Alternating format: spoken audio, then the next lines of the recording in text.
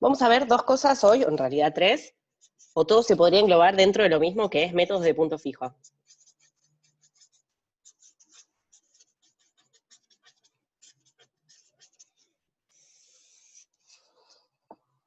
¿Está bien? Vamos a darle un segundo que va a volver, se va a ver bien. Esperemos. Bueno, entonces, ¿qué es, o sea, qué son los métodos de punto fijo? ¿A qué vamos a apuntar? Bueno, el método de Newton-Raphson que vieron antes,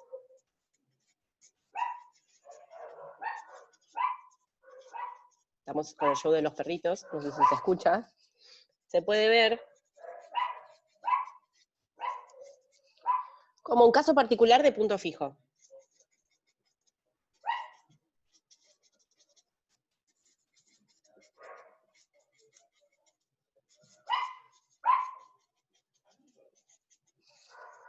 Entonces, ¿cuál es la idea para poder pasar de un método de Newton a punto fijo?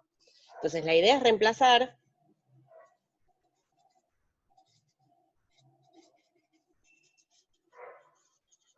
la ecuación que tenemos para Newton, que es f de x igual a 0. Quiero que se vea bien, no sé qué hacer. Bueno, cualquier cosa me avisan, pero como escribo re grande, me parece que se llega a leer igual, ¿no?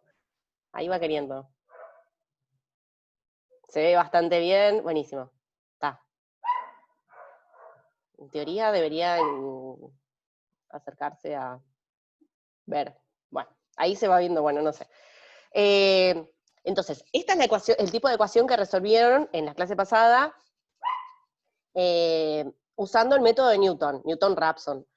Entonces, lo que vamos a hacer es reemplazar la ecuación esta por una ecuación de la forma x igual a g de x. ¿Está bien? Dejar una x del lado de un lado del igual, en vez de que sea igual a 0, igual a x, y lo que nos queda del otro lado del igual puede tener x también, se va a llamar g de x. ¿Está bien? Esto es una ecuación de punto fijo. Buscar un punto fijo de una función es buscar un x tal que g de x es igual a x. ¿Está bien? Entonces, por ejemplo, si tenemos que buscar ceros de esta ecuación, x cubo menos 3x más 10 igual a 0. ¿Está bien? Esto en el contexto que vieron las clases anteriores es una ecuación de la forma f de x igual a 0, donde f es la función x al cubo menos 3x más 10. ¿Está bien? Entonces, queremos convertir esto en una ecuación de punto fijo.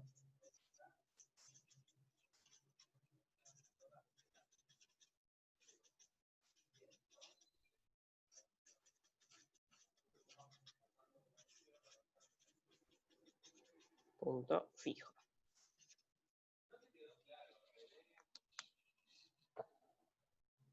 Bueno, lo que puedo hacer es, si no, es pasar a mis datos, que capaz que hace que se vea mejor. Porque mi cara la ven bien ustedes, ¿no? ¿Se ve bien? Bueno. Se lee, para mí está bien. Ahí va queriendo, bueno, no sé qué le pasa. Va bien. Bueno, seguimos así. Si me avisan, ¿eh? Si no se entiende nada, no se ve nada, paso a datos y vemos, vamos probando. Bueno, ¿cómo la convertimos en una ecuación de punto fijo a esta ecuación? Entonces, una cosa que podríamos hacer es pasar esta x para el otro lado del igual, pasa sumando, y pasar el 3 dividiendo. Entonces eso nos quedaría de la forma x igual a, pasé esto, entonces me quedó x al cubo más 10 sobre 3. Esta es una forma de convertir a la ecuación esta original en una ecuación de punto fijo. Fíjense la estructura. X igual a alguna función que involucre a X. ¿Está bien? Otra forma de despejar, el tema acá con esto es que no tenemos una forma única de despejar. Otra forma de despejar es dejar esta X de este lado, pasar lo demás para allá y después pasar raíz cúbica. X igual a raíz cúbica de 3x menos 10. Esa es otra forma de despejar. Otra forma sería escribir a x cubo como x por x al cuadrado y pasar esto restando y el x cuadrado dividiendo. 3x menos 10 sobre x al cuadrado. ¿Está bien? Paso el x cuadrado multiplicando, paso esto restando para acá y obtengo la misma ecuación que teníamos antes. ¿Está bien? Entonces, con esto tenemos tres formas distintas por ahora de encontrar funciones g. Esta sería g1 de x, esta sería g2 de x, y esta sería g3 de x. ¿Está bien? Entonces, una de las cosas que vamos a ver en un ratito es cuál de estas tres funciones nos conviene elegir para que el método converja, para que el método converja lo más rápido posible. ¿Está bien? Para que el error sea lo menor posible. Esa es una de las cosas que nos vamos a enfocar. Entonces, un poco de teoría sobre esto. Buscamos un punto fijo de G. Buscamos un punto fijo de G. Es decir, buscamos R tal que G de R sea R. ¿Sí? Esto es lo que les dije antes, esa es como la definición de un punto fijo. Y lo vamos a hacer, como hacíamos con Newton, por iteración. Entonces, definimos la sucesión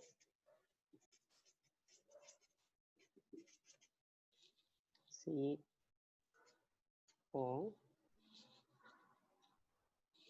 sucesión por iteración.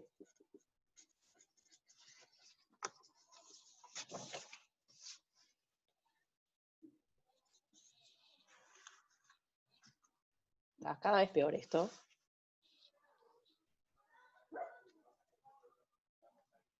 Voy a pasar mis datos, ya está, lo he decidido. Igual se ve, no te preocupes. No, es que me altera que se vea tan mal. Igual como, bueno, escribo gigante, así que no, se ve, se entiende igual, pero bueno, me gustaría que se vea bien. Entonces ahora estamos en el peor momento, que es cuando está reconectando con los datos, pero bueno, debería mejorar. Ahí está totalmente trabado directamente.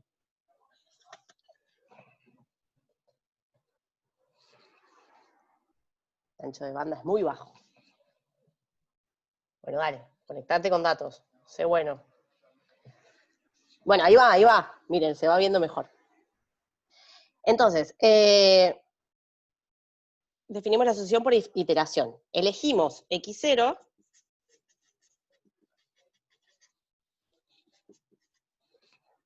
y definimos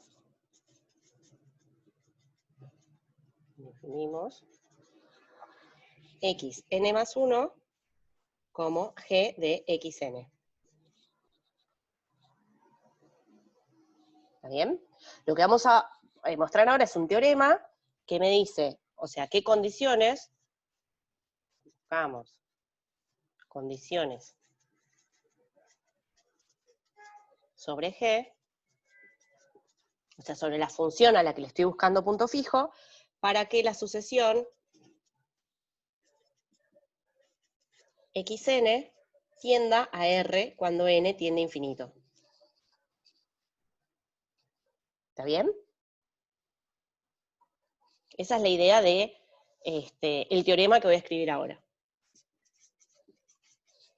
Teorema.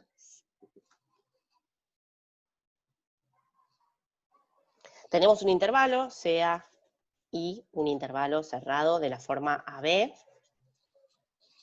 Sí, se tienen que cumplir dos cosas. Primero, G es derivable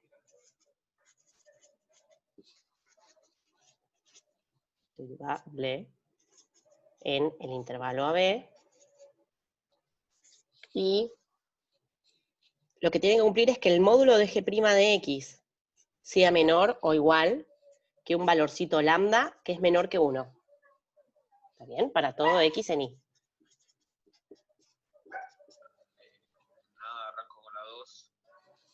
Se ve muy chica la pantalla ahora. Iteración, no, iteración. Escribí mal. Iteración.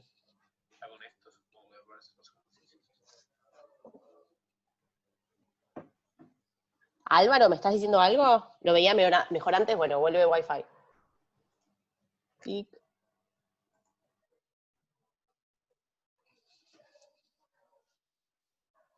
Se ve chiquito. Sí. Ahí conecté Wi-Fi. Le vamos a dar unos minutos.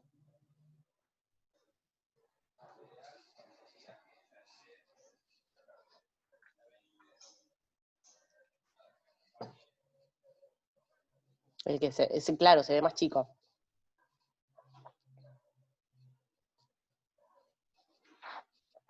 Ahí va, ¿se ve más grande? Ahí, miren, qué bien que se ve, por favor. No puedo más. Mejor, mejor, buenísimo. Ahora se ve genial. No, me da miedo acercarme.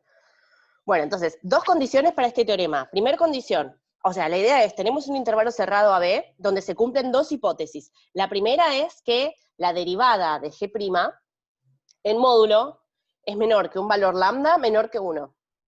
¿Está bien? O sea, acá vamos a tener que acotar, eso es lo que nos da refiaca, pero ahí va. Segunda hipótesis del teorema, G del intervalo I está contenido en el intervalo I.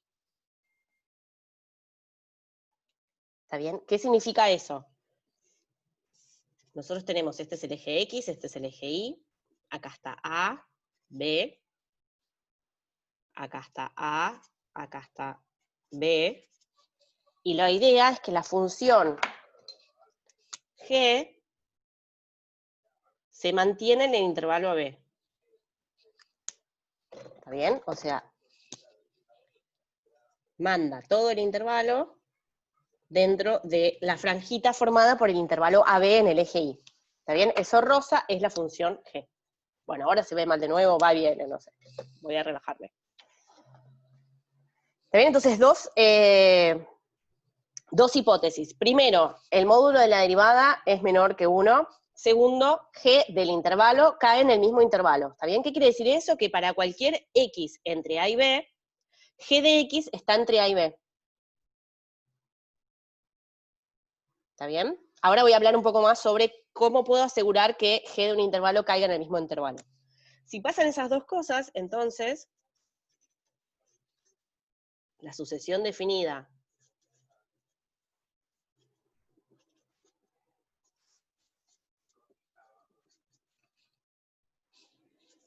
por x0 perteneciente a Y, xn más 1 igual a G de xn, converge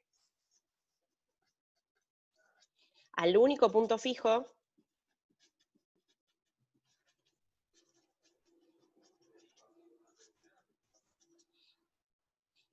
de G. Además, tenemos una cota para el error. Además, el módulo del error en el paso n es menor o igual que lambda a la n sobre 1 menos lambda por el módulo de x0 menos x1.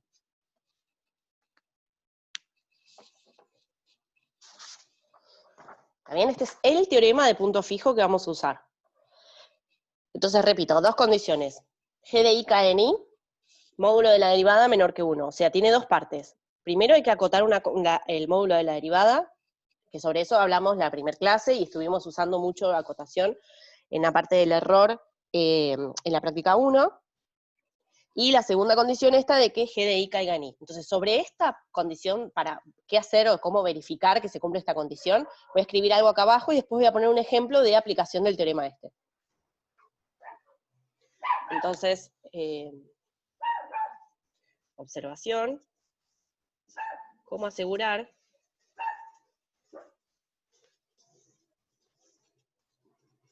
que G de I cae en I? Esto es contenido. Bien, este símbolo, la C, es el contenido de los conjuntos. Contenido. Che, basta.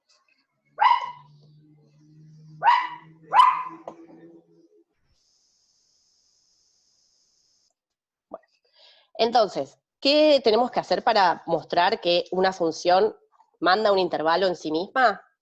Bueno, tenemos dos formas. O sea, si G, o sea, hay mil formas, ¿no? Pero vamos a usar dos. Si G es creciente,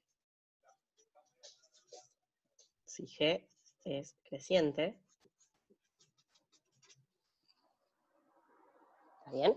¿Cómo es una función creciente? Acá está A, f de A, acá está B, por acá está f de B, y la función es creciente. Entonces va, no sé, así. Entonces, ¿dónde manda el intervalo f? Bueno, todas se llaman g. G, G. ¿Dónde manda el intervalo AB? G de todo el intervalo AB va a estar contenido en el intervalo formado por G de A y G de B.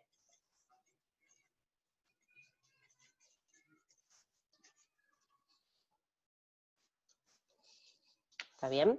Y vamos a tener una situación parecida cuando G es decreciente. Si G es decreciente,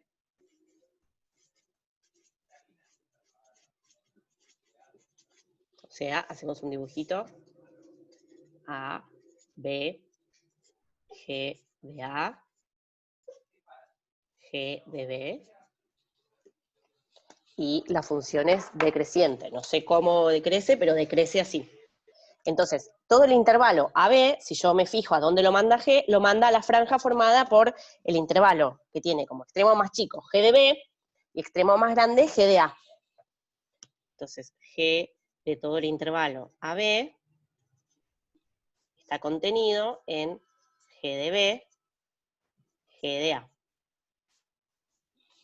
¿Está bien? Entonces, básicamente, si la función es monótona, esto es A no 0. Si la función es monótona, ya sea creciente o decreciente, sea donde manda al intervalo AB.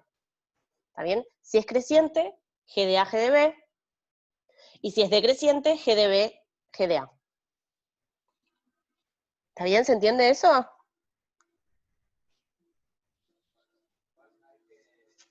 Eso es lo que voy a usar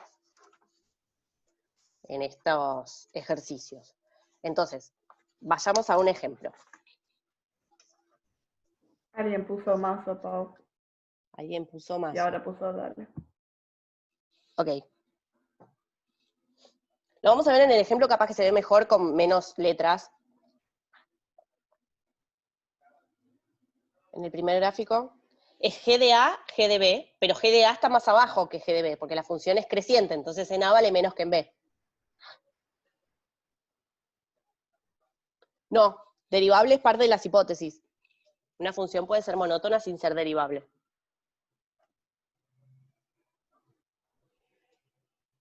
Puede ser monótona sin ser continua.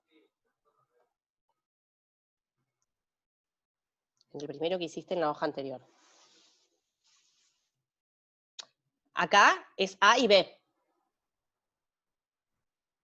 No es G de A y G de B. ¿Sí? G de I está contenido en I. G de A, acá va A y B. Y lo que yo quiero es que este intervalo G de A, G de B esté contenido en AB. Si pasa eso, entonces mando G de AB en AB. ¿Está bien? Ahora se va a ver por ahí en el ejemplo. Entonces, vamos al ejemplo. Hallar X perteneciente al 0,1, tal que logaritmo de X más X sea igual a 0.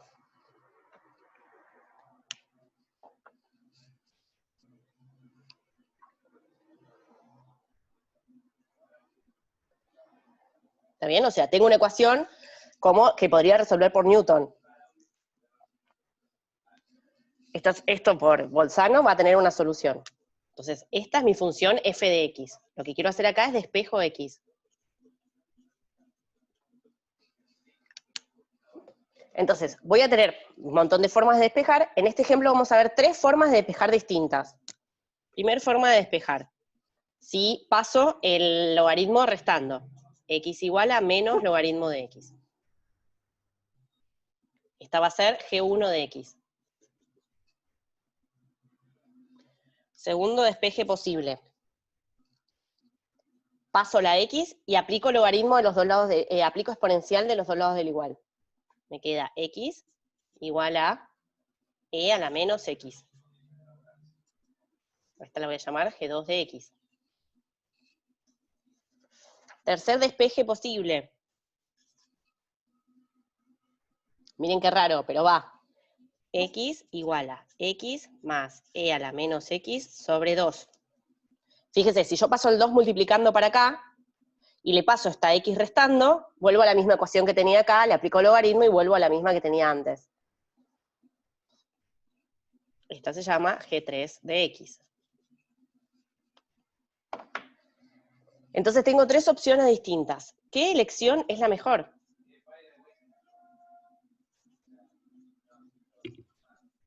Paula, yo no entendí cómo despejaste la tercera. Pasás el 2 multiplicando, pasás la X restando y volvés a la anterior. Ah, del G2 la saco. Del eje 2, no sé qué significa eje 2. De la G2, sí, G2 es igual a la G1, sí. O sea, lo que Ok. haces es escribís a esto como 2X menos X, pasás la X restando y pasás el 2 dividiendo. Las tres son Ok. equivalentes, ¿está bien?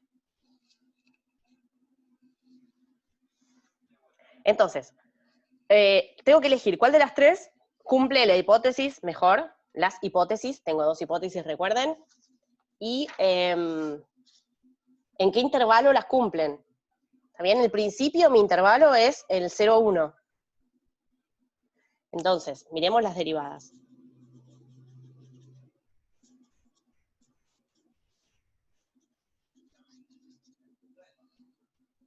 Entonces, miremos la derivada de G1. G1' de X. G1 es menos logaritmo de X. Su derivada es menos 1 sobre X.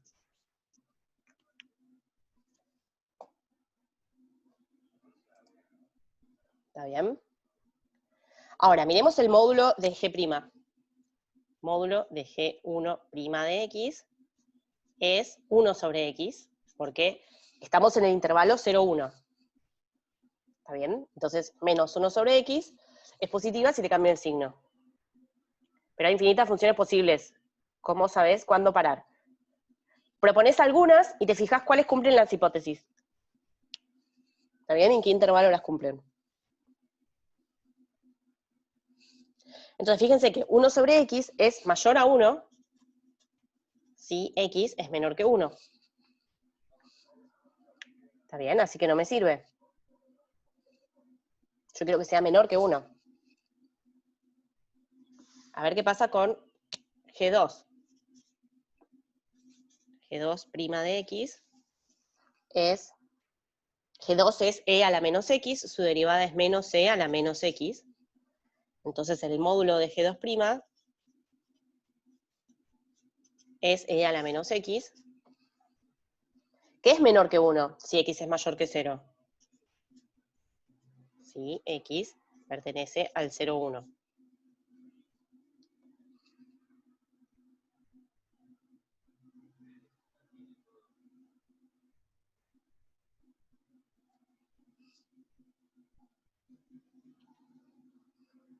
¿Está bien? Tercera posibilidad, G3. Es 1, la derivada. Derivo esto, me queda 1 menos E a la menos X sobre 2. El módulo es la misma función.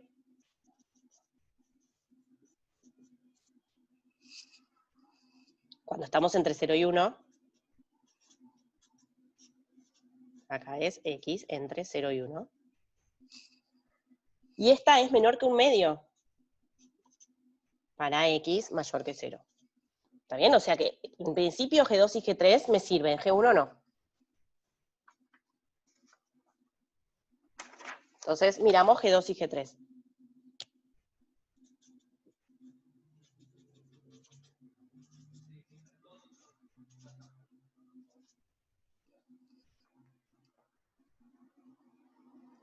¿Está bien eso? ¿Se entendió? Descarto G1 porque no cumple la primera hipótesis. El módulo de G' es mayor que 1. No me sirve en este intervalo que estoy mirando. Entonces, aquí hay una sutileza no menor, que es que el teorema me pide que trabaje en el intervalo cerrado 0, 1. Entonces, ¿será que G2 cumple las hipótesis entre 0 y 1? Entonces, a ver, G2 de X es E a la menos X.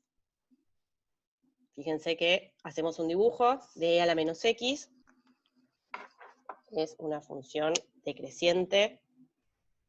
Acá vale 1. Y viene así.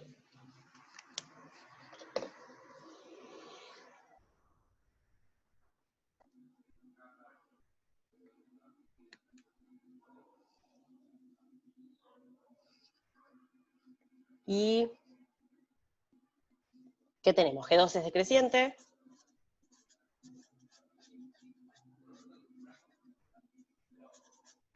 En el intervalo 0, 1. Fíjense que en 1, ¿cuánto vale? En 0 vale 1 y en 1 vale este valorcito de acá, que es E a la menos 1. ¿Está bien? Entonces, G2 en 0 vale 1. Y G2 en 1 vale E a la menos 1. ¿Está bien? Que es menor que 1. G es decreciente, entonces, ¿dónde manda G al 0, 1? G del 0, 1, lo que vimos en la observación anterior es que esto lo manda, y acá lo vemos, al intervalo formado por E a la menos 1, 1. Que este intervalo está contenido en el 0, 1. Así que va bien.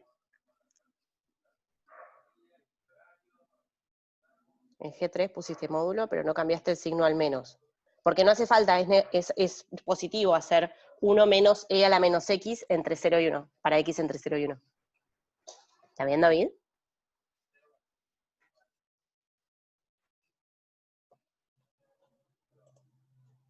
Buenísimo. Entonces, fíjense cómo uso la propiedad anterior, la observación. Si G es decreciente, manda G del 0, 1 a, como hicimos en el dibujito, G de 0, G de 1. Al revés, G de 1, G de 1, G de 0. E a la menos 1 es menor que 1. Y esto está contenido en el intervalo 0, 1, ¿está bien? Porque E a la menos 1 es mayor que 0. Así que esto está bien. Entonces G del 0, 1 está dentro del 0, 1. ¿Está bien? De hecho se ve en el dibujito, como esta función manda todo el 0, 1 en el intervalo este de acá, a ver si lo marco en verde, acá, está contenido entre 0 y 1, porque le queda un pedacito, todavía un restito ahí más grande que 0.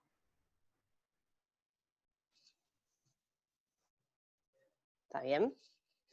Entonces esto está bien. Pero observemos que el módulo de G2' en 0 vale el módulo de G', recordemos G2' era menos E a la menos 0, que es 1. Y esto no es menor que 1.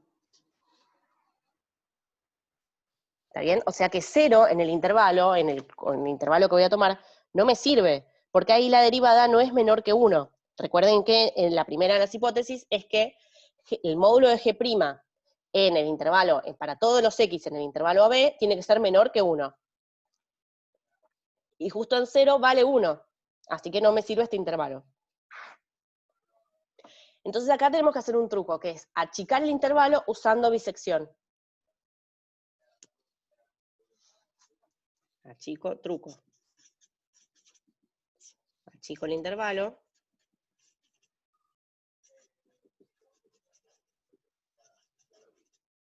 Usando bisección.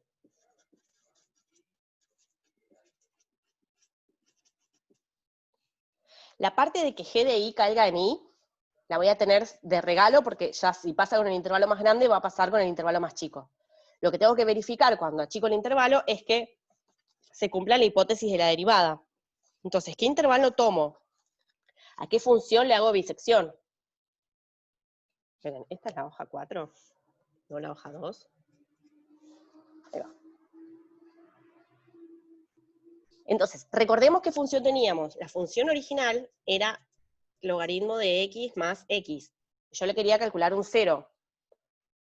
¿Está bien? Entonces, me fijo los signos, divido el intervalo, o sea, estoy en el intervalo 0, 1, estaba originalmente. Entonces, lo divido con bisección. Lo divido. Me queda 0 más 1 sobre 2, 1/2. Entonces me fijo los signos de f en 0, en 1 y en 1/2. F en 0 no lo puedo calcular, pero puedo calcular f en 0 por derecha. Me da negativo, porque la función esta tiende a menos infinito, la parte del logaritmo. Más 0, o más algo que se acerca a 0 por derecha, me va a quedar negativo. El intervalo de e a la menos 1, 1, no sería al revés. El intervalo de e a la menos 1, 1. ¿No sería al revés? No entiendo tu pregunta, Débora.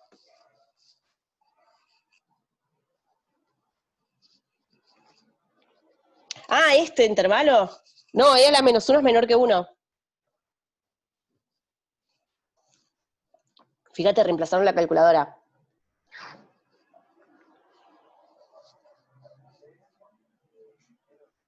¿Está bien? Metes en la calculadora e a la menos 1 y te queda menor que 1. Entonces el intervalo es así. Y aparte lo vemos en el dibujo. Acá está 1 y acá abajo está e a la menos 1. ¿Está bien? ¿Ahí se entendió? Buenísimo. Está. Bueno, entonces, reemplazo en 0, 1 y en 1/2. En 0 no lo puedo reemplazar, así que me fijo como 0 por derecha, me queda negativo. Me fijo cuánto vale f en 1/2. Vale logaritmo de 1/2 más 1/2, que es negativo. Lo reemplazo en la calculadora, me da negativo. Y me fijo f de 1, vale 1, que es mayor que 0. Entonces, ¿qué intervalo tomo para seguir haciendo esto de buscar un punto fijo? Que es lo mismo que buscar una raíz de la f. Me fijo en qué intervalo la función cambia de signo. En 0 es negativa, en 1/2 es negativa, y en 1 es positiva. Entonces tomo el intervalo 1/2, 1.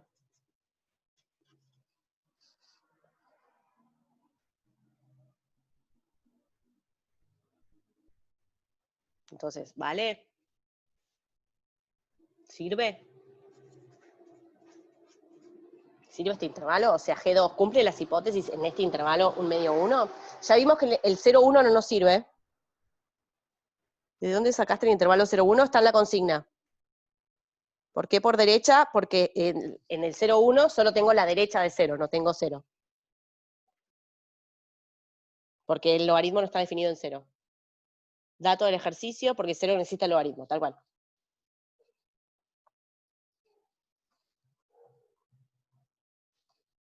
Bueno, entonces, me fijo si se cumplen las hipótesis. Entonces, nos fijamos la primera hipótesis. Módulo de G2' de X. Dijimos que era el módulo de menos e a la menos X, que es e a la menos X. Es una función decreciente.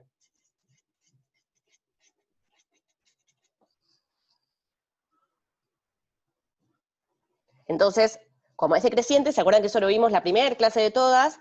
Si estoy fijándome en el intervalo 1/2, 1, y la función es decreciente, seguro vale menor que lo que vale en 1/2.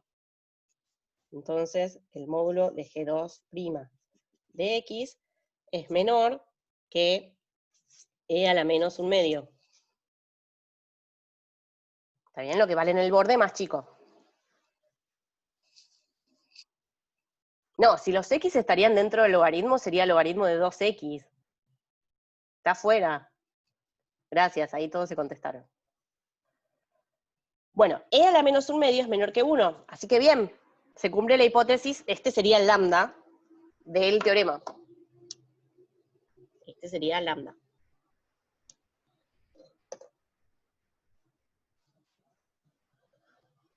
¿Está bien? No entendí lo último. ¿Está bien que e a la menos x es una función decreciente porque su derivada es negativa entre 1/2 y 1?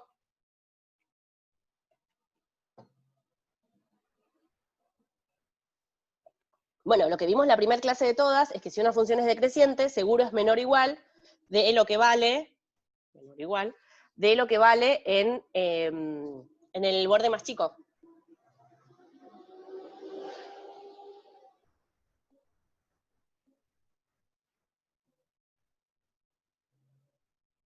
¿Está bien? Buenísimo, genial. Entonces, tenemos que el módulo de G' en el intervalo 1/2, 1, solamente, es menor o igual que lo que vale en el borde más chico, que es e a la menos 1/2, y es seguro menor que 1. Lo metemos en la calculadora, nos da menor que 1. Ese es el lambda que nos dice el teorema. Entonces, la segunda cosa que tenemos que ver es, ¿vale que G del intervalo 1/2, 1 esté contenido en el 1/2, 1? G2, siempre. Entonces, ¿cómo vemos eso? De nuevo usamos que es decreciente. G2, decreciente.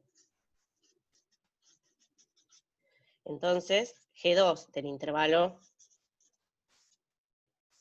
1/2, 1 está contenido en el intervalo formado por G de 1, G de 1/2. ¿Sí? G de B, G de A. Todo es G2. G2, G2.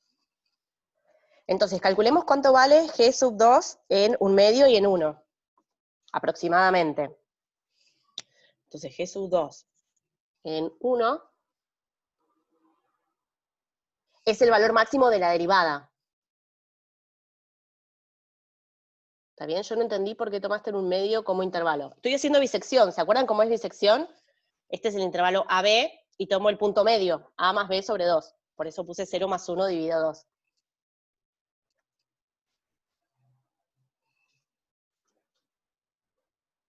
¿Está bien? Bueno, entonces volvemos a esto. Calculo G2 de 1.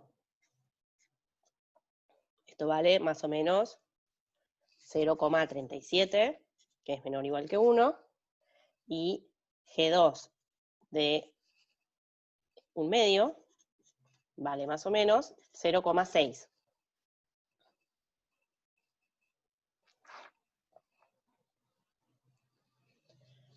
Entonces, ¿dónde manda esta función? G2 del intervalo 1/2, 1 está contenido en aproximadamente, porque estos son dos aproximaciones que encontramos, en el intervalo 0,37, 0,6, que no está contenido en el 1/2, 1. ¿Está bien? Porque el 0,37 es más chico que 1/2, 1/2 es 0,5. Así que no nos sirve este intervalo. Tenemos que hacer otro paso de bisección. ¿Está bien? Entonces no sirve este intervalo.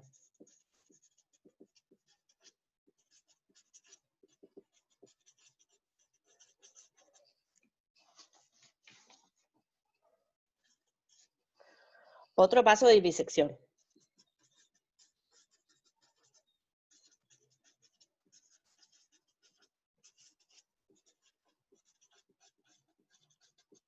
Nosotros teníamos que F en 1/2 valía negativo, F en 1 valía positivo, me fijo el punto medio entre las dos, que es 3/4, y llego al intervalo I igual a 1/2, 3/4.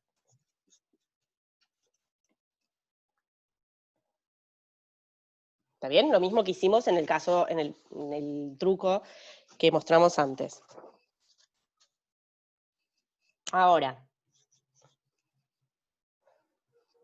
acá vale que el módulo de G2' de X es menor o igual que a la menos 1/2, porque sigue siendo decreciente, entonces va a ser menor que el valor de G' en el extremo menor del intervalo, que es menor que 1, así que esa parte se cumple. Lo que nos falta es la otra parte de que G2 del intervalo 1/2, 3/4, no está contenido en el intervalo 1/2, 3/4.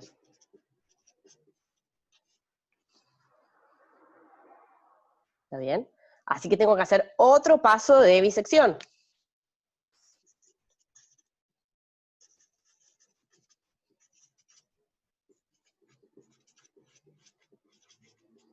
Tomo el punto medio en el intervalo 1/2, 3/4, que es 5/8, y me fijo el signo de F, recuerden, la F original, que era el logaritmo de X más X. Entonces llegamos al intervalo donde seguro está una raíz de F, que es 1/2, 5/8. Entonces ahí se cumple que G2' módulo de G2' de X es menor o igual, como es decreciente, a lo que vale la E en menos 1/2, que es menor que 1, esa parte queda igual. Y lo que pasa ahora es que sí se cumple que G del intervalo 1/2, 5/8 cae en el mismo intervalo. F de 3/4 me da positivo. Sí.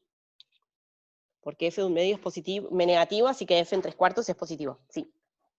Y F en 5/8 también me da positivo.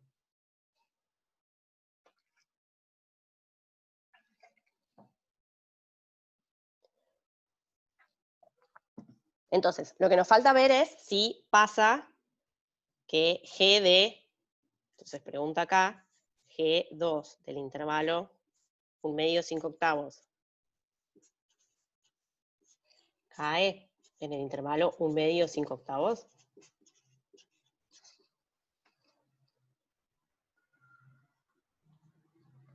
Entonces me fijo el mismo análisis que antes. G2 decrece.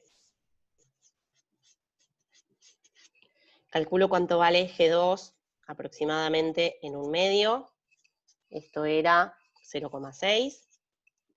G2 en 5/8 es más o menos 0,52. Entonces, G2 del intervalo 1/2, 5/8 está contenido aproximadamente en el intervalo 0,52, 0,6, que está contenido en el intervalo 1/2, 5/8.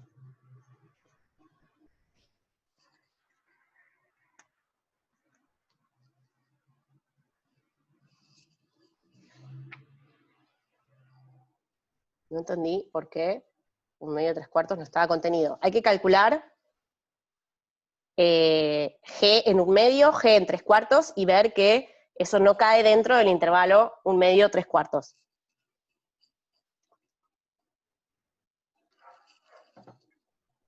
¿Está bien? Como estamos haciendo acá.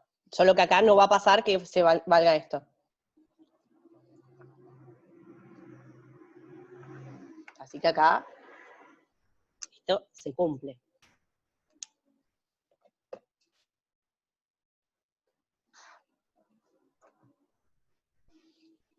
Entonces hacemos el mismo análisis para G3. O sea, acá lo que sabemos es que el teorema se cumple, las hipótesis del teorema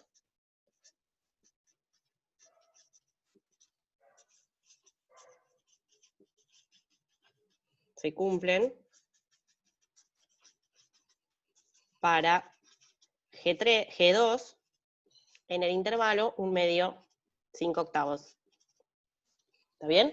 O sea que lo que me dice el teorema es que si arranco con cualquier x0 dentro del intervalo 1/2, 5/8 y defino la sucesión xn más 1 igual a g de xn,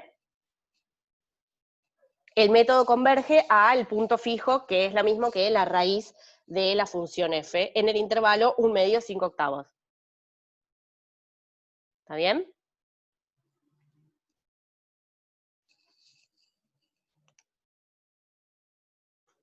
Entonces escribo todo eso. Luego, si tomamos cualquier x0 en el intervalo 1/2, 5/8, y definimos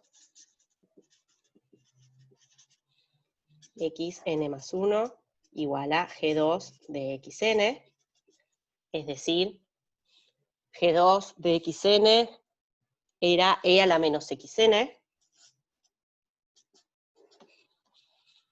¿Está bien? Esa es la sucesión que definimos. Entonces, la sucesión esta xn tiende a R, cuando n tiende a infinito, donde R es el punto fijo de el único punto fijo de G.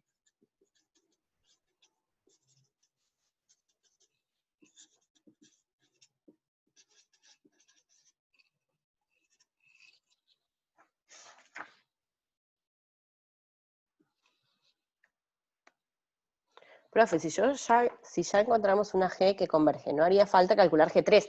Tal cual, no haría falta calcular G3. Como ya hicimos G3, podemos hacer el mismo análisis para ver si G3 también nos sirve. ¿Por qué vamos a hacer ese análisis? Porque a partir de este análisis vamos a poder determinar cuál de las dos nos conviene más, cuál de los despejes nos conviene. ¿Está bien? Entonces, lo que iba a hacer es eso. Hacemos el mismo análisis con G3. Y vamos a ver cuál nos conviene y por qué. Pero es cierto, si ya encontramos una donde converge, ya está, no calculamos G3. Ya nos quedamos ahí. Pero si me dan dos despejes distintos, ¿cuál me conviene usar? Que eso podría ser un ejercicio de la práctica, por eso. Hacemos el mismo análisis.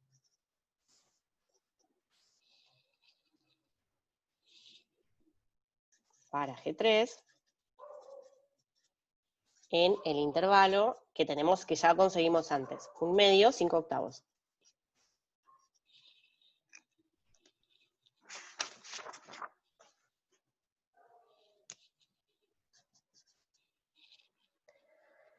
Entonces, recordemos cómo era la fórmula de G3. G3 de X era X menos E a la menos X sobre X más E a la menos X sobre 2. Esto era G3. Esperen que voy a chequear. Un X más, perfecto. Esta es nuestra función. Entonces, tenemos que analizar dos cosas. ¿Cómo es la derivada? G3' de X es el módulo de 1 menos E a la menos X sobre 2. Esto es positivo en el intervalo 1/2, 5/8. Así que esto me queda 1 menos E a la menos X sobre 2. ¿Está bien?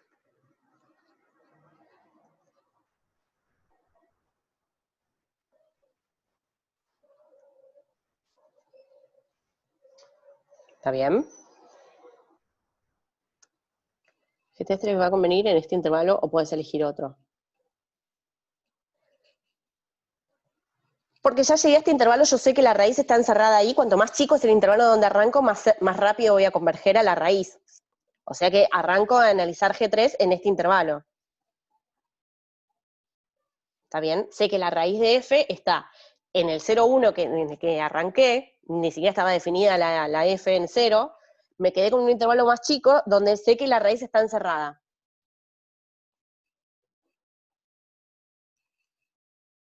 Entonces me conviene arrancar desde este intervalo. Lo que me podría pasar es que tenga que volver a dividirlo, quedarme con un intervalo más chico todavía.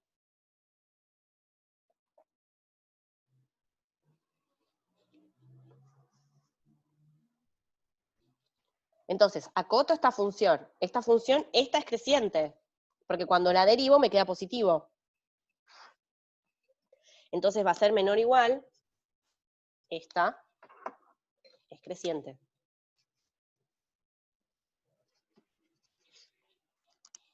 Cuando la derivo me queda positivo, entonces va a ser menor o igual que toda esta función reemplazada en 5/8.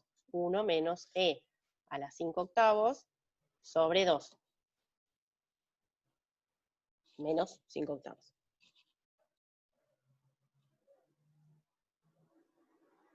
que es aproximadamente, o es menor que 0,006, que es menor que 1. Así que este es el lambda para esta función, que es menor que 1, así que me sirve. Calculo cuánto vale G3, o sea, me tengo que fijar si G3 del intervalo 1/2, 5/8, cae en el intervalo 1/2, 5/8.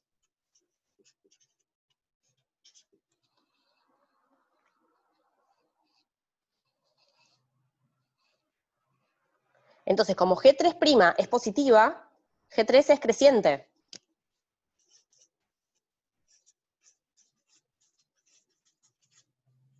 En el intervalo 1/2, 5/8.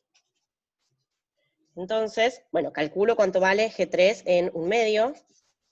Vale aproximadamente 0,55. Y G3 en 5/8, todo esto con la calculadora o con Python, 0,5. Entonces,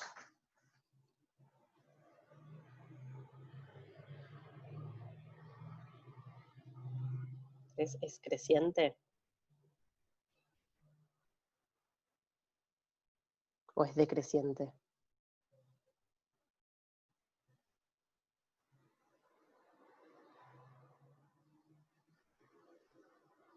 Bueno, entonces nos queda que G3 del intervalo 1/2, 5/8, nos queda contenido aproximadamente en el intervalo 0,5, 0,55, que está contenido sigue acá abajo, en el intervalo 1/2, 5/8. ¿Está bien? Así que vale también esto. Vale que es menor que 1 la derivada del módulo, y vale que manda el intervalo en sí mismo. O sea que las dos despejes nos sirven. Estos dos despejes, o G2 o G3, nos sirven en el intervalo. Entonces, luego se cumplen las hipótesis del teorema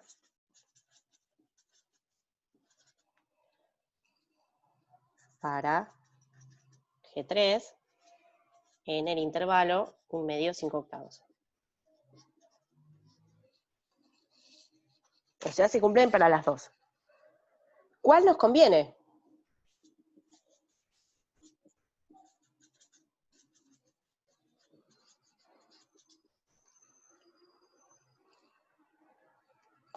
Y vamos al error. Recuerden que, ¿dónde está el teorema? En la hoja 2. Acá. Traigo la hoja 2 acá. El error es menor que lambda a la n sobre 1 menos lambda. Cuanto más chico es el lambda, más rápido tiende a 0 esta parte. O sea que el que nos conviene, el que va a hacer que converja más rápido la sucesión, es el que tenga la derivada más chica. El módulo de la derivada más chica. Entonces, la derivada de G3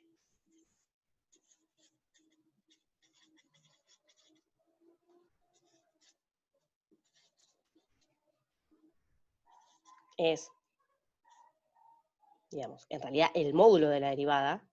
Vamos a escribir acá, el módulo de la derivada de G3 es menor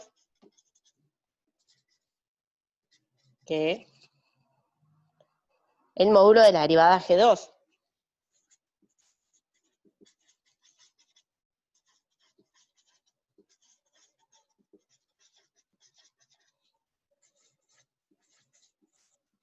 En el intervalo que estamos tomando, 1/2, 5/8.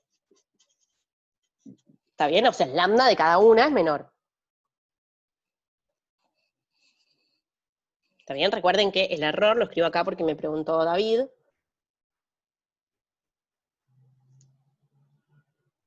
El e está elevado a la menos x. Entonces, cuando cuando derivo esto me va a quedar creciente. Me va a quedar positivo. Cuando derivo de nuevo, ¿sí? Cuando calculo la derivada segunda de G, me va a quedar positivo. E a la menos X sobre 2.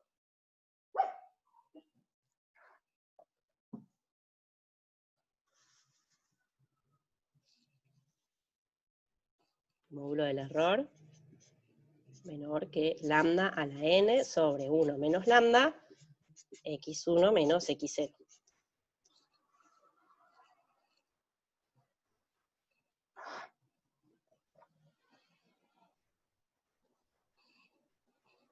¿Está bien?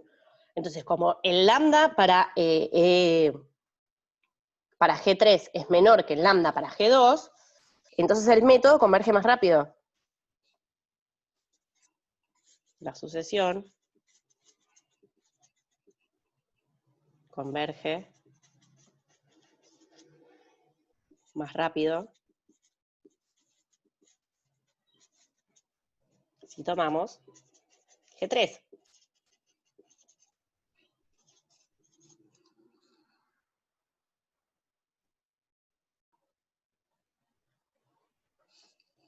Lambda es la cota de la derivada, módulo de G' de X, menor o igual que lambda, menor que 1, para X perteneciente al intervalo A.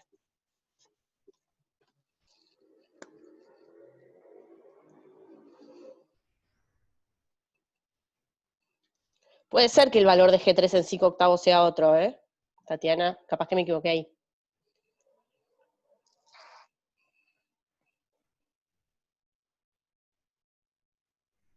Si nos quedan distintos intervalos, me quedo con el intervalo más chico, donde se cumplan todas las hipótesis. 0,58 te dio. Esto 0,58, 0,55, 0,58, que está contenido en el intervalo 1 medio 5/8. Gracias. Gracias, Tatiana, me quedó ahí mejor.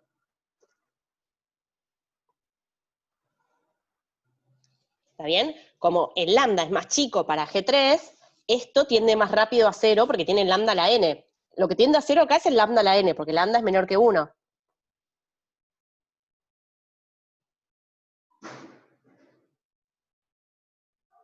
¿Está bien? Entonces, cuanto más chico es el lambda, más rápido tiende a 0. Entonces, como para G3 el lambda es más chico, porque para G3 el lambda era menor que 0,006, y para G2 el lambda era e a la menos 1 medio, que es más grande que 0,006. ¿Está bien? Entonces, nos conviene usar G3 en el intervalo 1 medio 5/8.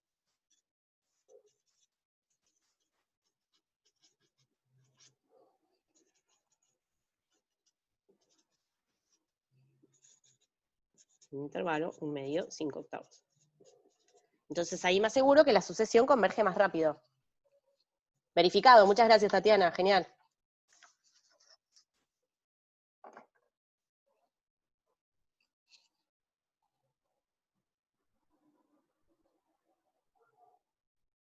No sé qué significa convergencia global. Lo que significa este teorema, lo que me dice es que eligiendo cualquier x0 en el intervalo 1 medio 5/8, tomo la sucesión xn más 1 igual a g3 de xn, entonces el método converge. Para cualquier x0 que tome en el intervalo.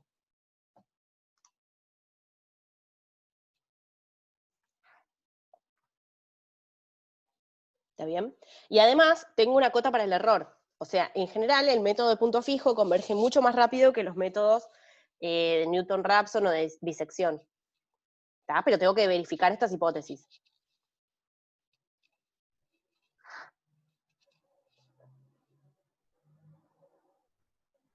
Perfecto, entonces este es un resultado de convergencia global. Tal cual, eso es lo que me dice el teorema.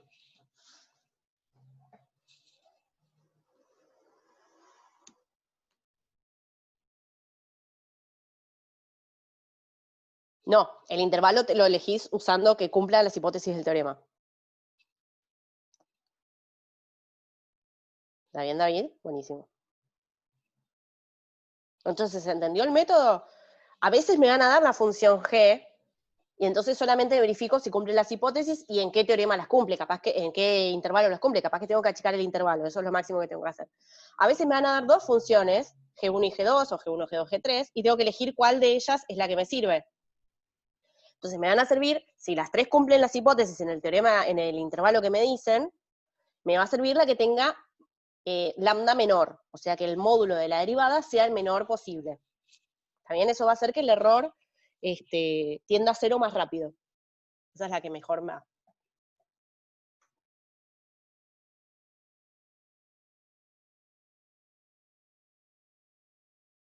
¿Está bien? ¿Alguna pregunta?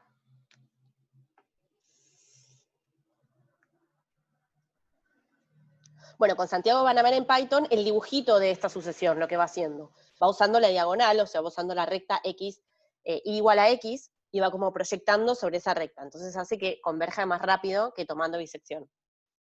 O tomando el método de Newton, que es usando la tangente.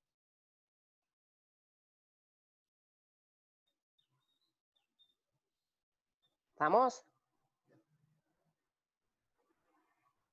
Buenísimo. Entonces, vamos a ver.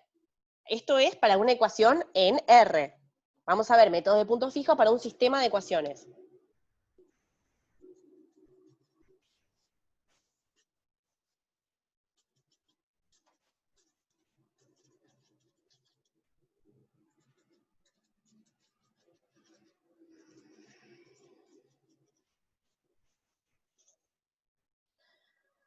Y digamos que esto es solamente para sistemas de ecuaciones lineales. Los dos ejemplos que voy a contar, que son los dos métodos que vamos a ver ahora.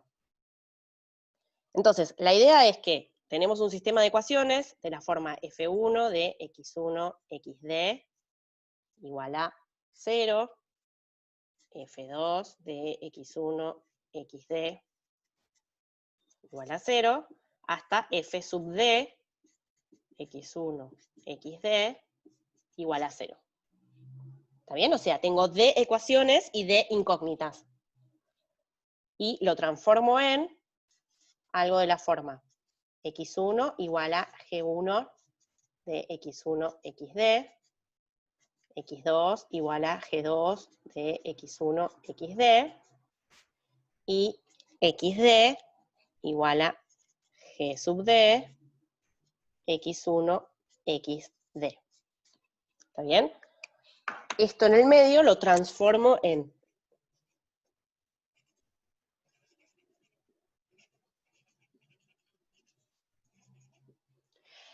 o sea, de la primera ecuación despejo x1.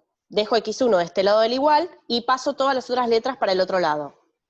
Entonces me queda algo de esta forma. x1 igual a algún choclo que tenga las otras letras. Hago lo mismo con la segunda ecuación. En la segunda ecuación despejo x2. Lo que me queda del otro lado del igual se llama g sub 2.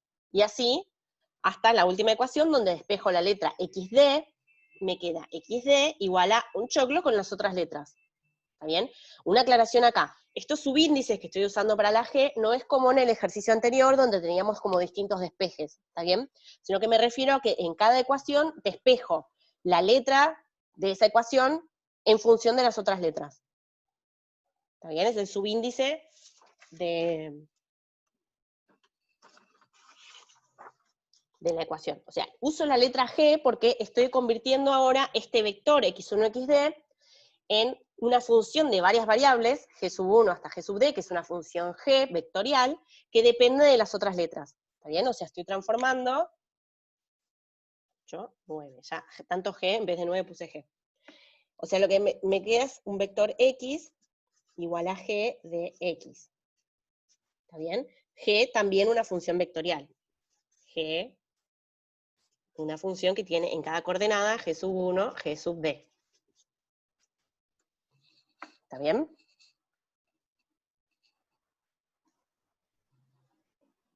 Entonces, al igual que en una variable, este método puede converger o no, depende del despeje que haga. ¿Está bien? Entonces, observación, el método puede converger o no.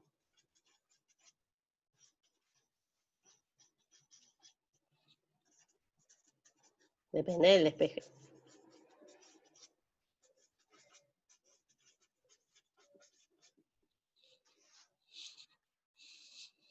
Entonces, los métodos que vamos a ver de esta forma, o sea, lo que vamos a aplicar es esto solo para sistemas lineales de ecuaciones, y vamos a ver dos métodos que se llaman Jacobi y Gauss-Seidel, o Seidel, como le dice Santi, que es como se dice realmente, porque es alemán. Métodos de Jacobi y Gauss-Seidel.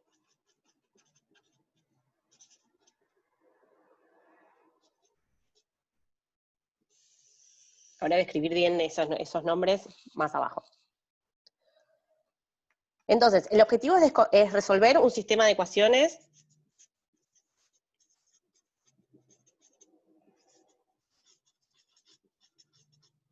A por X igual a B, un sistema de ecuaciones lineales.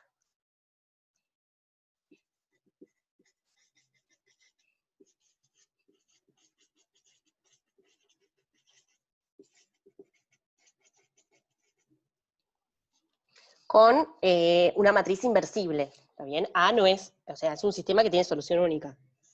Con A de tamaño n por n, inversible.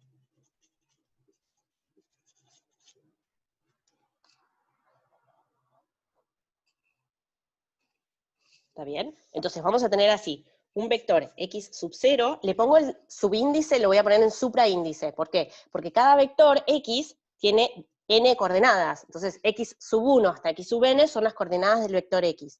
Entonces para no mezclar los subíndices con el sub 0, le pongo el subíndice arriba, lo pongo como supraíndice. Entonces a partir de x0 vamos a ir obteniendo x1, x2, etcétera, donde x k más 1 se obtiene a partir de xk.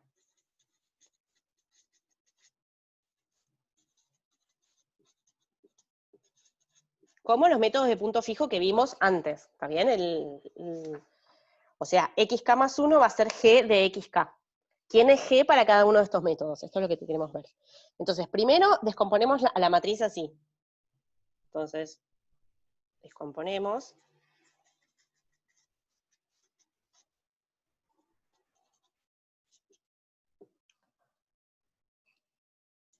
Entonces, veámoslo con un ejemplo cómo se hace. Si A es la matriz 1, 2, 3, 4, 5, menos 1, 2, 3, 1. La voy a descomponer como L más D más U. L es solo lo que está debajo de la diagonal. Todo lo demás 0. 0, 0, 0, 4, 0, 0, 2, 3, 0. Más la diagonal 1, 5, 1. Todo lo demás 0.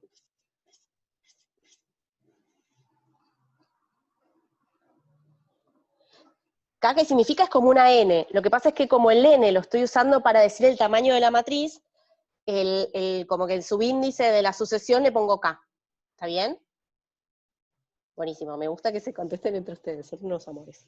Bueno, más la parte de arriba de la diagonal. 0, 2, 3, 0, 0, menos 1, 0, 0, 0. ¿Está bien?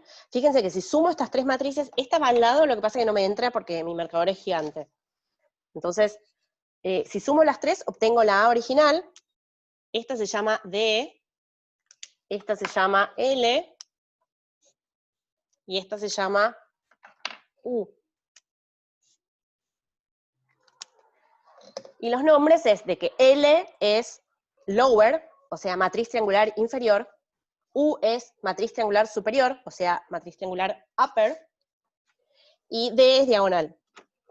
Diagonal es el mismo en inglés y en castellano. Diagonal, qué sé yo. Entonces, D es matriz diagonal.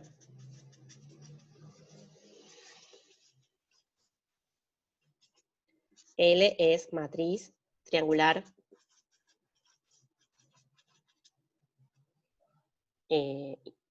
inferior. Y U es matriz triangular superior. ¿Está bien? Descomponemos a la matriz A, que va a ser siempre una matriz cuadrada, que va a ser inversible. No sé si esta matriz que puse de ejemplo es inversible, pero en nuestros ejemplos va a ser inversible. Y la descomponemos de esta forma. ¿Por qué? Para definir quién es la G, digamos, esta función de punto fijo que vamos a tomar en cada caso. Entonces ahora sí voy a definir los métodos de Jacobi por un lado y Gauss-Seidel por el otro. Entonces, método de Jacobi.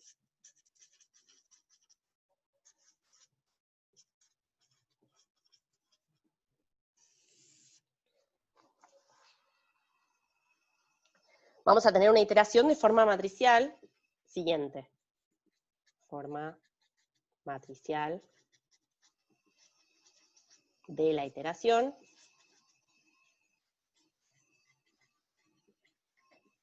Va a ser x k más 1, ¿sí? Recuerden que el k lo estoy usando como el n, pero no puedo usar n porque n es el tamaño de la matriz. Va a ser b sub j, que es la matriz de Jacobi, ahora voy a poner cuál es la fórmula, por xk, más d menos 1 por b. Donde la matriz de Jacobi es menos d a la menos 1, o sea, la inversa de d por L más U.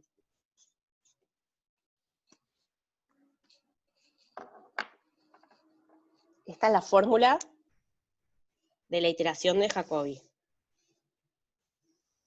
¿Está bien? X0 es cualquiera, un dato inicial, y voy obteniendo esta sucesión de esta forma. O sea, lo que tengo de este lado es como una G que depende de XK. ¿La B cuál sería? Es la B del sistema. Fíjate, vuelvo un poquito para abajo. A por X igual a B. Esta es la B del sistema. Buenísimo. A es la matriz A que descompongo, deforme iba a decir, descompongo como L más D más U. Entonces agarro esas matrices U, L y D, que van a ver en Python cómo se calculan, con Santiago, y me construyo esta matriz B sub J, y la sucesión xk más 1, definida de esta forma, con esta matriz B sub J acá. Entonces, de paso, también van a ver cómo es la notación matricial en Python, y la forma de calcular producto de matrices en Python, y todo eso, ¿está bien? O sea que ahí viene mucha teoría de Python de fondo. Entonces, ¿qué cumple el error? El error, en este caso, va a ser E sub K, el error en el paso K, es la matriz de B de Jacobi elevada a la K por E sub 0. ¿Sí? E sub 0, recuerden que es siempre X menos X0. O sea, la solución exacta, X supra 0, que le habíamos puesto a el dato inicial. ¿Está bien? Esta es la solución exacta. Y esta es el paso inicial.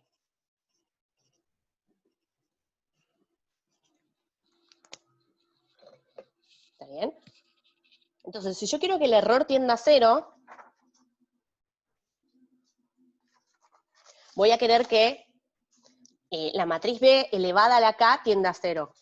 Como matriz, tienda a la matriz nula. ¿Está bien? Pero bueno, todavía no escribo eso porque voy a escribir el otro, el método de Gauss-Seidel.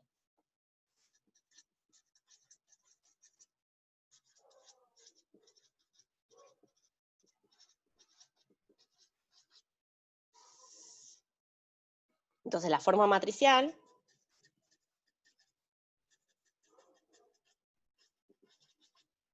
de la iteración es xk más 1 igual a la B de Gauss-Seidel por xk más D más L a la menos 1 por B. También es otra forma de despejar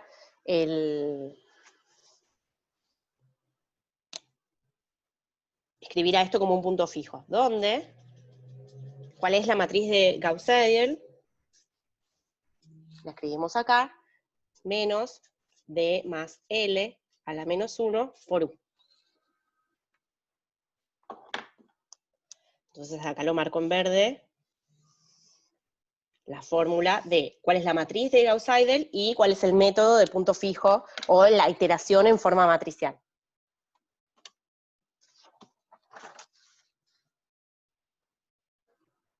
¿Está bien? De nuevo, el error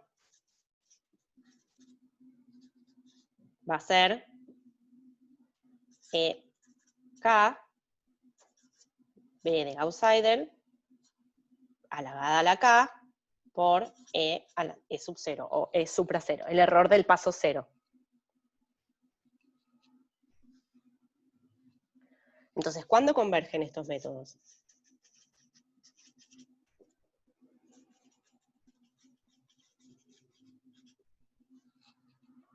Entonces, para que el error en el paso K tienda a 0, atención acá, porque este 0 es un vector. Cuando K tiende a infinito,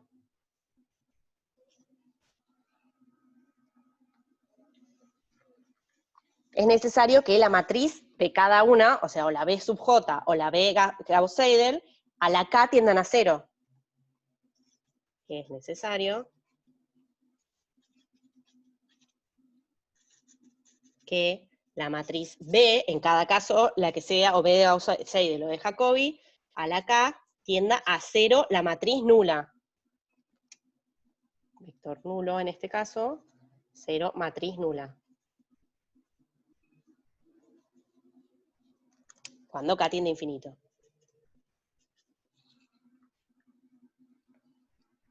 Entonces, ¿qué condiciones le tengo que poner a una matriz para que elevada a la K tienda a 0 cuando K tiende a infinito? Tienda a la matriz nula. También le puse como un doble palito a la matriz nula para que se entienda que no es un numerito 0, sino una matriz de n por n, todas las entradas son iguales a 0. ¿Está bien? Entonces, definición, vamos a definir lo que es el radio espectral, que es lo que me asegura que una matriz elevada a la K tienda a 0, si le pasa algo al radio espectral. Entonces, definición, sea A de tamaño n por n, definimos el radio espectral de A,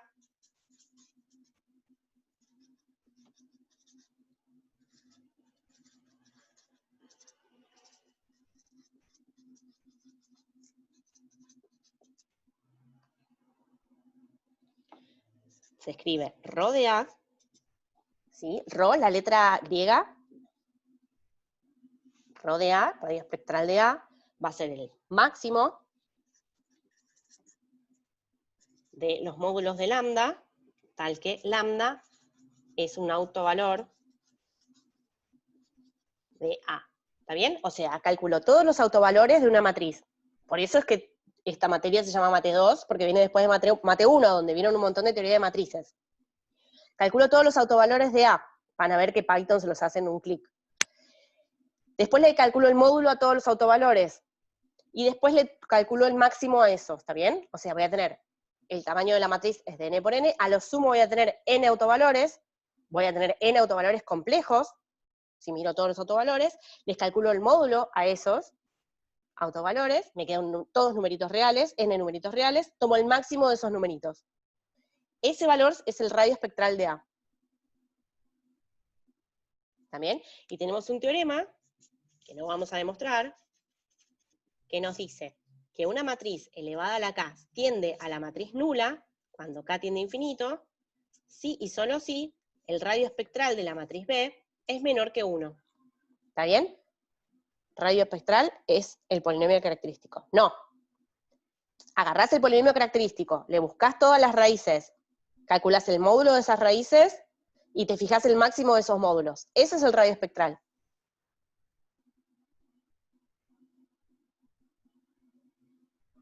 ¿Está bien? Buenísimo.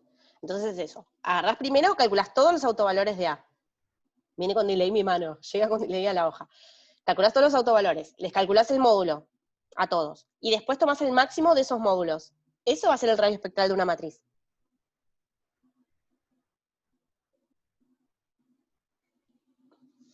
Entonces, luego, lo que me dice el teorema es, Jacobi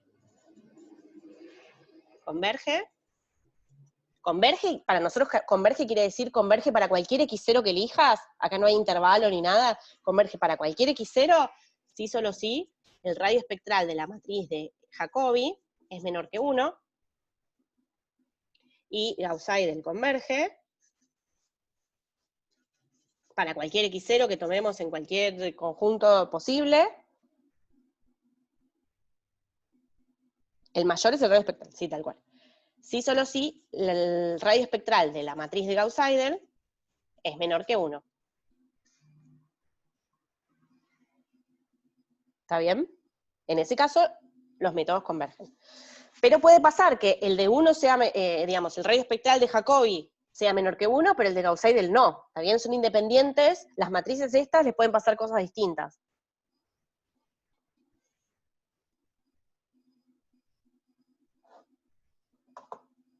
Entonces hagamos un ejemplo donde calculemos radio espectral para las dos matrices.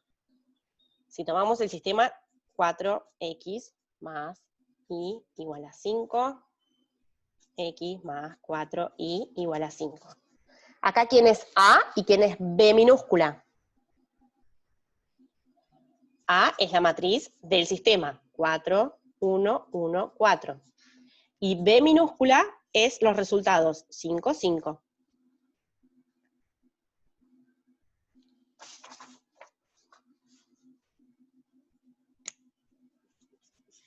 Entonces, ¿quién es L y quién es U y quién es D? L, solo la parte de abajo de la diagonal de A. 0, 0, 1, 0. D es la matriz diagonal, 4, 0, 0, 4. Y U es la matriz triangular superior, 0, 1, 0, 0. ¿Está bien? Entonces, teniendo esas tres matrices, me puedo conseguir las matrices de Jacobi y de Gauss-Seidel. ¿Cuál es la matriz de Jacobi? Recordemos que la fórmula era menos D a la menos 1 por L más U. O sea, menos D a la menos 1 por L 1, 0 más U. 0, 1, 0, 0, fin del paréntesis. ¿Está bien? Hago esa cuenta. Esto va a ser menos, la inversa de la diagonal es fácil de calcular. 1/4, 0, 0, 1/4. Por L más U me va a quedar 0, 1, 1, 0.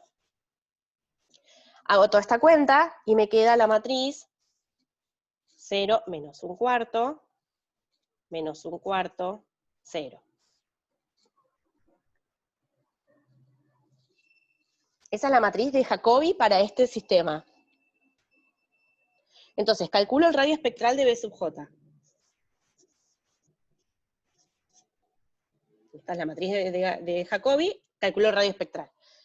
Entonces, ¿cómo hago? Primero calculo el característico. El característico de B sub J va a ser el determinante de B sub J menos lambda por la identidad.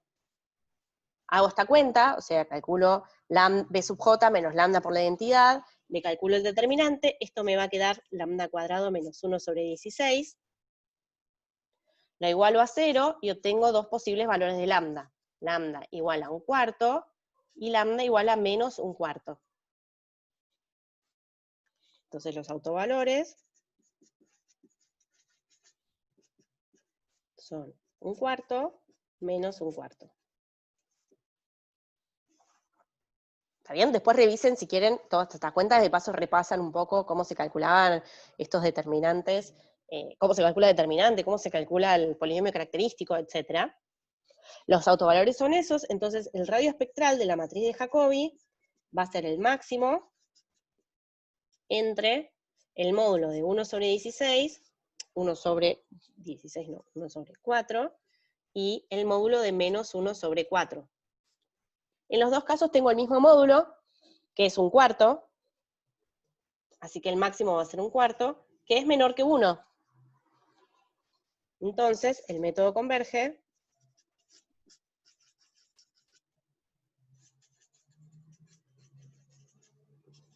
para cualquier dato inicial. para cualquier punto inicial.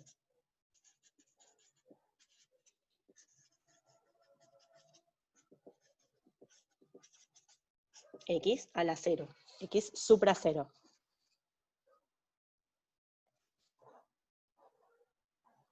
¿Está bien?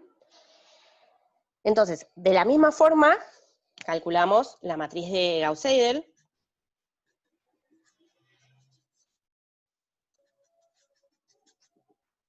Pongo solamente los resultados porque me quedé sin tiempo. La matriz Gauss-Seidel me va a quedar 0 menos 1/4, 0, 1 sobre 16. El característico de esta matriz va a ser menos lambda por 16 menos lambda, o sea que los autovalores van a ser 0 y 1 sobre 16, o sea que el radio espectral, ρ de la matriz de Gauss-Seidel, va a ser el máximo entre el módulo de 0 y el módulo de 1 sobre 16, que es 1 sobre 16, que también es menor que 1. Entonces converge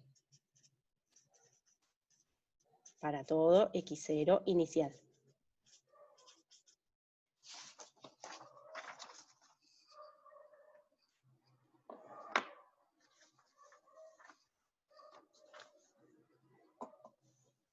¿Está bien?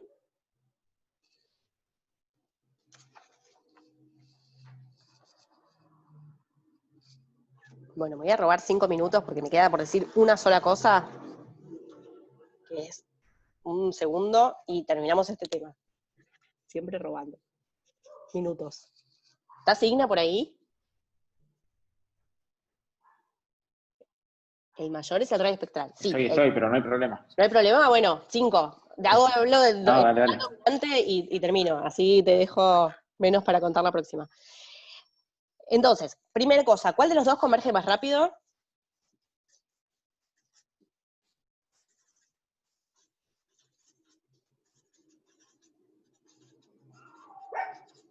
A ver, ¿qué se imaginan?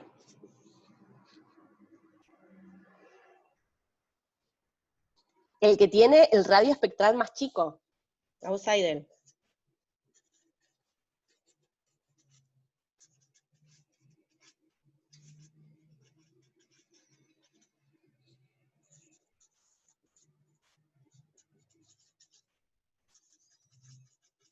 También el ρ de Gauss-Seidel era 1 sobre 16, y el ρ de Jacobi era 1/4, el que es más chico de los dos, que es 1 sobre 16, muy bien, ahí como dice Alejo, Gauss-Seidel va a ser el que converge más rápido. Entonces, una última cosa, una condición más para que converjan los métodos es definición, una matriz A de tamaño n por n, es estrictamente diagonal dominante,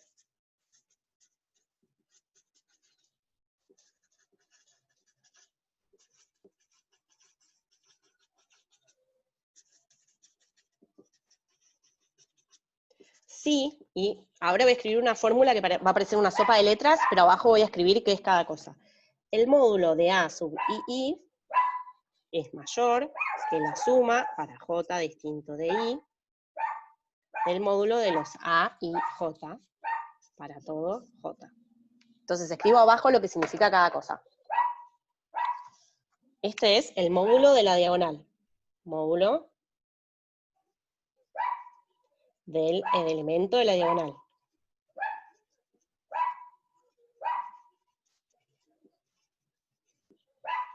Y de este lado, módulo del elemento de la diagonal. De este lado tengo la suma de los módulos de los elementos, los otros elementos de esa fila.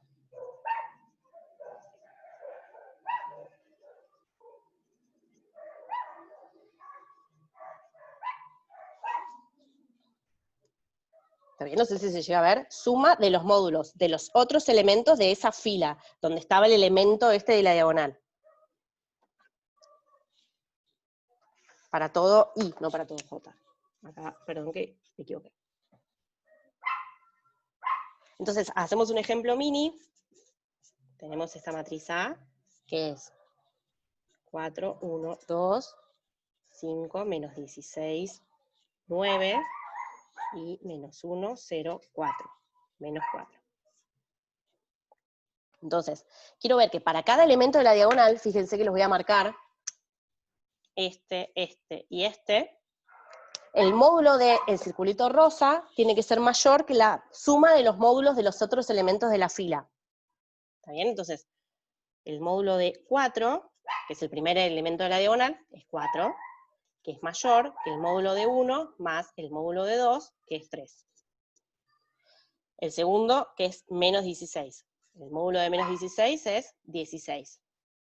Y me fijo si es mayor o no que el módulo de 5 más el módulo de 9, que me da 14. Sí, es mayor. Y el tercer círculo rosa, que es el módulo de menos 4, que es 4, me fijo si es mayor o no que el módulo de 0 más el módulo de menos 1, que es 1. Sí, es mayor. Entonces, como cada elemento de la diagonal en módulo es mayor que la suma de los módulos de los otros elementos de esa fila, A es estrictamente diagonal dominante.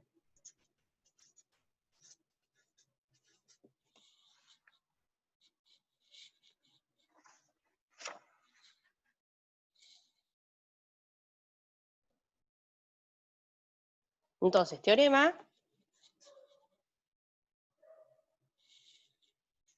no tiene nada que ver con ser diagonalizable. Si A es estrictamente diagonal dominante, entonces Gauss-Seidel y Jacobi convergen. ¿Está bien? O sea, esto me asegura que la matriz del sistema sea estrictamente diagonal dominante, me asegura que los dos métodos que vimos convergen. Lo que no me dice es cuál converge más rápido. ¿Está bien? Pero no me importa, me sirve para saber que los dos métodos convergen para cualquier x0 que elegimos. Entonces, no sabemos cuál más rápido.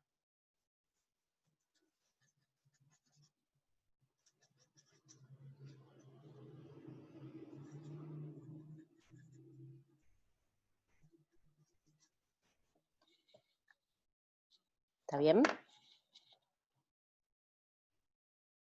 Entonces, estas son todas las herramientas que van a usar para poder resolver los sistemas de ecuaciones usando métodos de Jacobi y Gauss-Jordan. Python tiene un propio resolvedor de ecuaciones, entonces eso es muy útil porque podemos comparar la solución que encontramos nosotros con el método de Jacobi o de Gauss-Seidel con el que nos da el Python, con su solve, y ¿qué más iba a decir? Y lo que puede pasar es que el método de Gauss-Seidel converja y el de Jacobi no, el de Jacobi sí, el de Gauss-Seidel no, los dos sí, los dos no, ¿está bien? No es independiente, podría converger si no fuera de tal cual, ¿sí? O sea, esto no es un sí solo sí, sino es un entonces. Esta es una condición necesaria para que, suficiente para que converjan los métodos. ¿Cómo sabemos cuando estamos cerca de la solución? Cuando hay varias formas. Podemos medir la norma de A por X x1 menos A por x2, o sea, A por xk más y A por xk más 1. Podemos medir la distancia entre xk y xk más 1, ¿sí? Esos son distintos criterios de parada. Eso también lo van a ver con Santiago en Python. ¿Está bien? O sea, el ejercicio te tendría que decir, implementar un programa que reciba una matriz, un x0 y un b, ¿sí? B del resultado, y te calcule la solución usando Jacobi, donde el criterio de parada sea tal.